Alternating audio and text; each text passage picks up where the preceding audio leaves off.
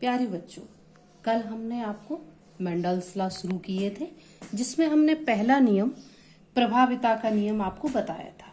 आज मैं स्वयं रेखा चित्र बनाकर आपको समझाऊंगी। देखिए, ये पहला नियम है मेंडल का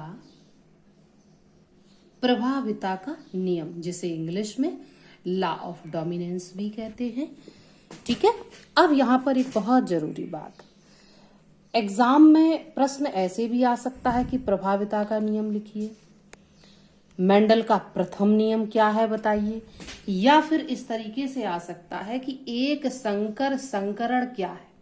तो आप याद रखेंगे, प्रभाविता के नियम को एक संकर संकरण भी कहते हैं। ठीक है, ये बात बहुत अच्छे से याद होनी चाहिए। अब चलिए प्रभाविता के नियम पर बात कर लेते हैं। देखिए, प्रभाविता के नियम में क्या था कि जब शुद्ध लंबे, अब शुद्ध लंबे, तो हम एक जोड़ी शुद्ध लंबे, ठीक है, शुद्ध लंबे पौधे, जब एक जोड़ी शुद्ध लंबे पौधे तथा एक जोड़ी शुद्ध बौने पौधे, शुद्ध बौने पौधे के बीच, जब एक जोड़ी शुद्ध लंबे तथा एक जोड़ी शुद्ध बौने पौधों के बीच में क्रॉस कराया जाता है, तो क्या रिजल्ट्स आते हैं? इधर से आया गैमीट कैपिटल टी, इधर से आया स्मॉल टी। तो ये हमें किस प्रकार के पौधे प्राप्त होंगे?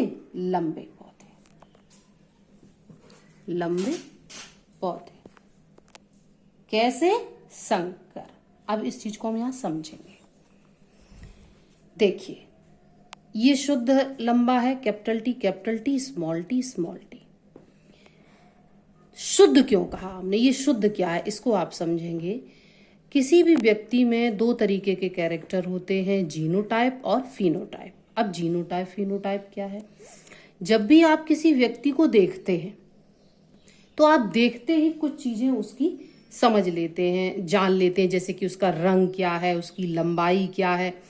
तो जो लक्षण देखकर पता चल जाए, आप देख कर जान जाए, उन्हें फिनोटाइप कैरेक्टर कहते हैं, यानी दृश्य रूप चरित्र कहते हैं। और जो लक्षण आपको दिखाई ना दे, सेल के अंदर हो, कोशिका के अंदर हो, वो कैसे होते हैं? जीनोटाइप, यानी जीन के कैरेक्टर। तो अब शुद्ध लंबे का अर्थ ये हुआ कि ये जो पौधा है ये हमें लंबा दिख भी रहा है और इसका जो जीनी फॉर्म है वहां से भी वो लंबा है।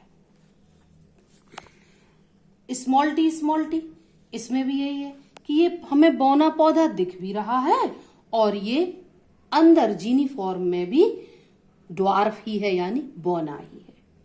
अब जब हमने इन दोनों का आपस में क्रॉस कराया, संकरण कराया, तो रिजल्ट्स मिला हमें कैपिटल टी, स्मॉल टी।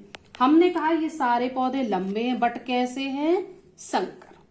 अब शुद्ध लंबे और संकर लंबे क्या है? देखिए, शुद्ध लंबे में था कैपिटल टी, शुद्ध बौने में था स्मॉल टी, जबकि यहां पर क्या है?